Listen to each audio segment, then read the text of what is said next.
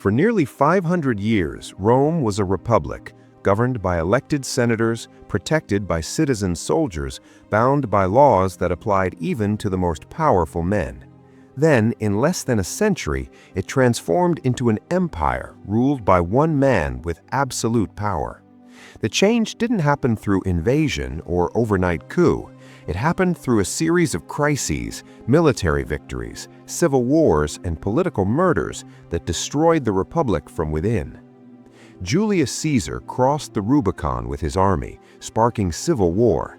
He was assassinated by senators who thought they were saving the republic. Instead, his death triggered more civil wars that ended with his adopted son Octavian becoming Augustus, the first Roman emperor. This is the story of how the Roman Republic died and the Roman Empire was born, a transformation that took 44 years, 3 civil wars, hundreds of political murders, and the rise of men who valued power over principles, conquest over constitution, and empire over republic. The Roman Republic was founded in 509 BCE when Romans overthrew their last king, Lucius Tarquinius Superbus, and swore never again to be ruled by monarchy. They created a republic from the Latin res publica, meaning public thing or commonwealth, where power was divided among elected officials and the Senate. 2 consuls shared executive authority, serving 1-year terms. The Senate, composed of approximately 300 members from Rome's elite families, advised magistrates and controlled foreign policy and finances. Tribunes represented common citizens and could veto Senate decisions. The system was designed with checks and balances to prevent any individual from gaining absolute power. For centuries, the Republic expanded through military conquest. By 146 BCE, Rome controlled the Mediterranean world after defeating Carthage in the Punic Wars and conquering Greece and Macedonia.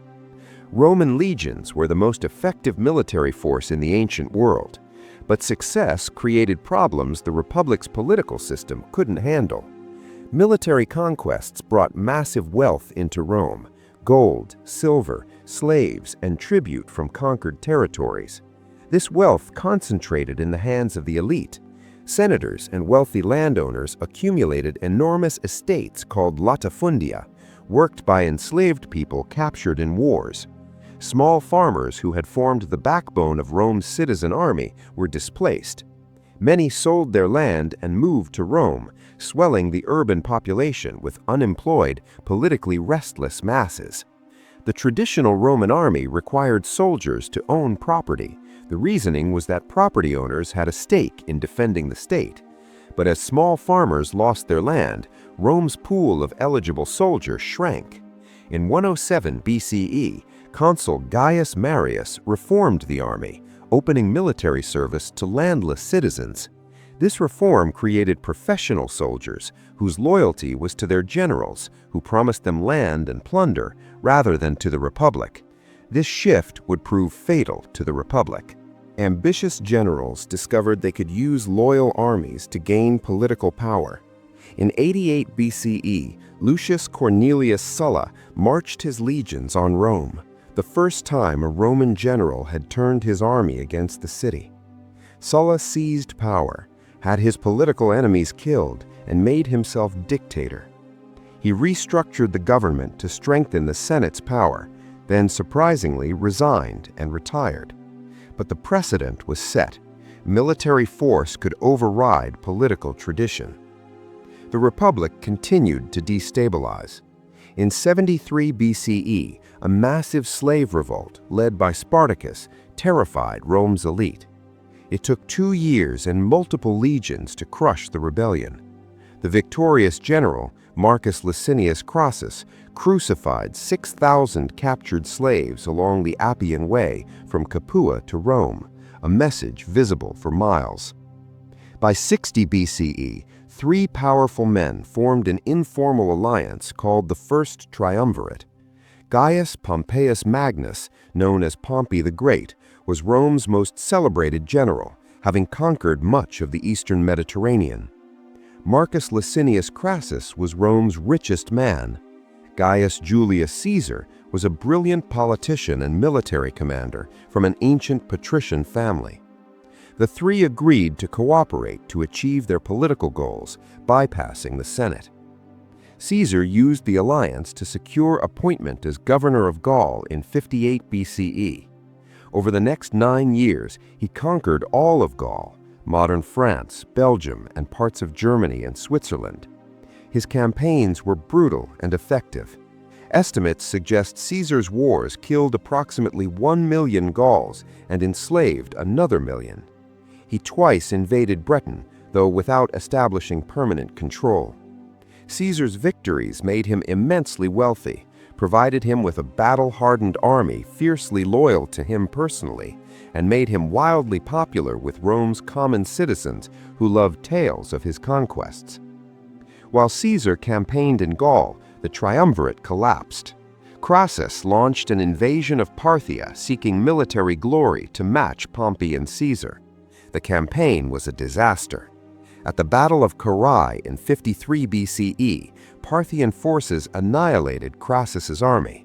Crassus was killed, reportedly by having molten gold poured down his throat, a symbol of his greed. His death left only Pompey and Caesar.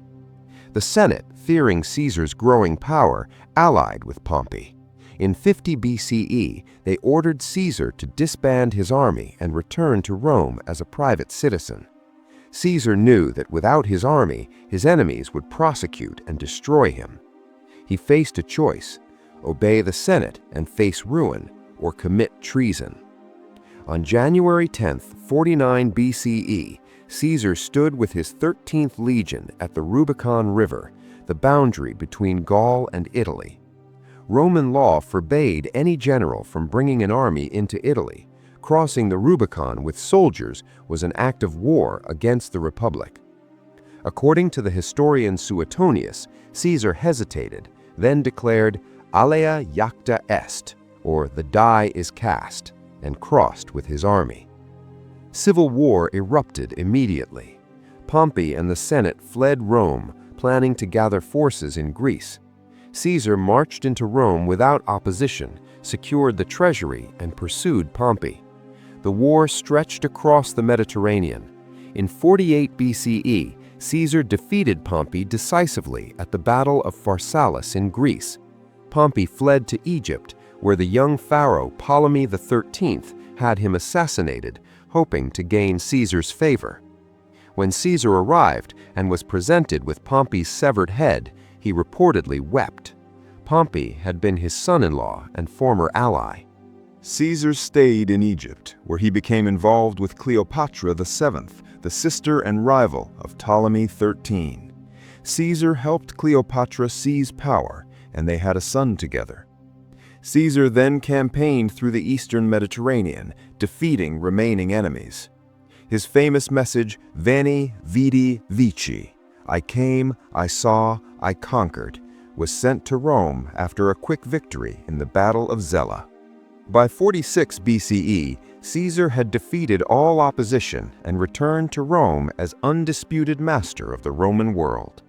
The Senate granted him unprecedented powers. He was made dictator, initially for 10 years, then for life.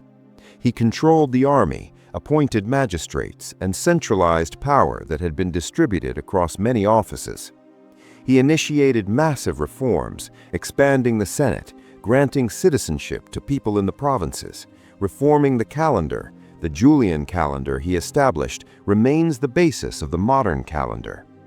He planned enormous public works projects and settled veterans in colonies throughout the empire. But Caesar made critical mistakes. He showed disrespect for traditional republican forms. He accepted excessive honors, statues throughout Rome, his image on coins, a month named after him, July. He sat while senators stood. Some believed he wanted to be king, the ultimate betrayal of republican values. Whether Caesar genuinely planned to restore the Republic after stabilizing Rome or intended to rule as monarch remains debated by historians. A conspiracy formed among senators who believed Caesar had destroyed the Republic and must die for it to be restored. The conspirators included Marcus Junius Brutus, whom Caesar had treated almost as a son, and Gaius Cassius Longinus. Approximately 60 senators joined the plot. On March 15, 44 BCE, the Ides of March, Caesar attended a Senate meeting. As he took his seat, the conspirators surrounded him. Senator Tullius Cimber grabbed Caesar's toga, the signal to strike. The assassins attacked with daggers. Caesar fought back initially, but was overwhelmed. According to Suetonius, when he saw Brutus among the attackers, Caesar said, "Que su teknon," you too, child. He then stopped resisting and pulled his toga over his head. The conspirators stabbed him 23 times. Caesar died at the base of Pompey's statue. The assassins believed they had saved the Republic. They proclaimed liberty and expected the common people who had loved Caesar to celebrate. They were catastrophically wrong. The common people who had loved Caesar were furious. The army was outraged.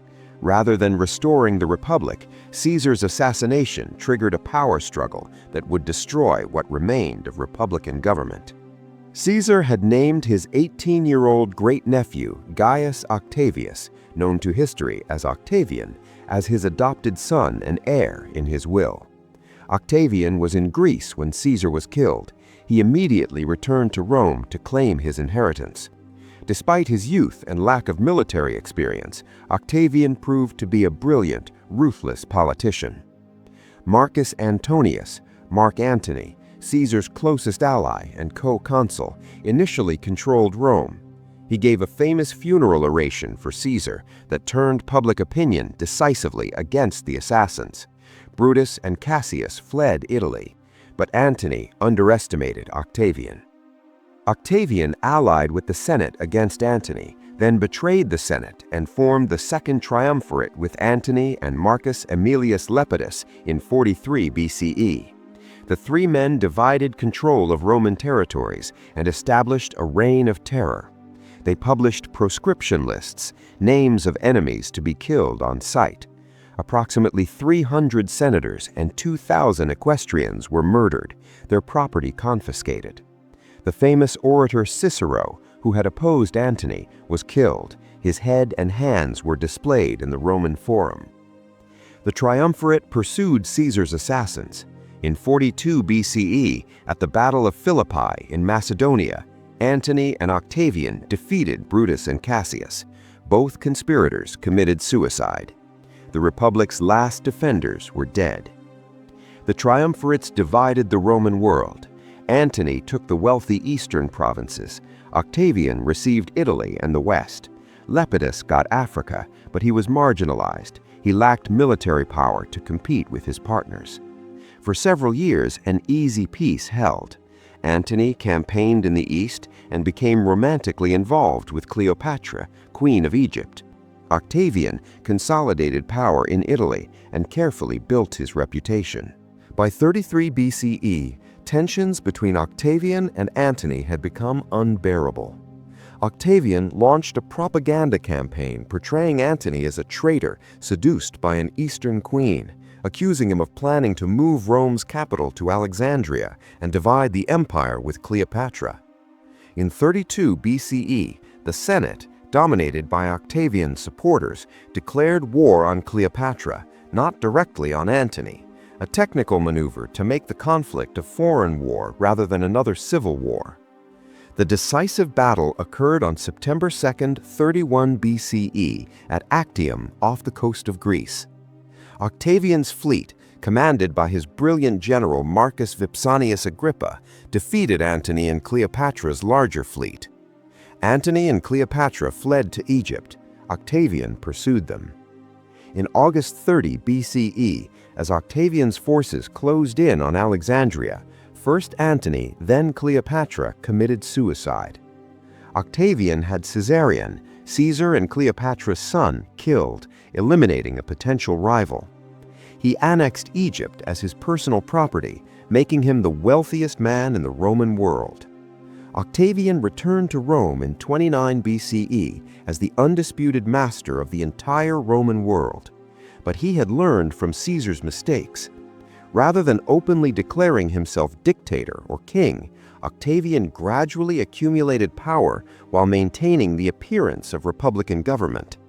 In 27 BCE, he staged a ceremony in which he restored the republic, returning power to the Senate and people of Rome.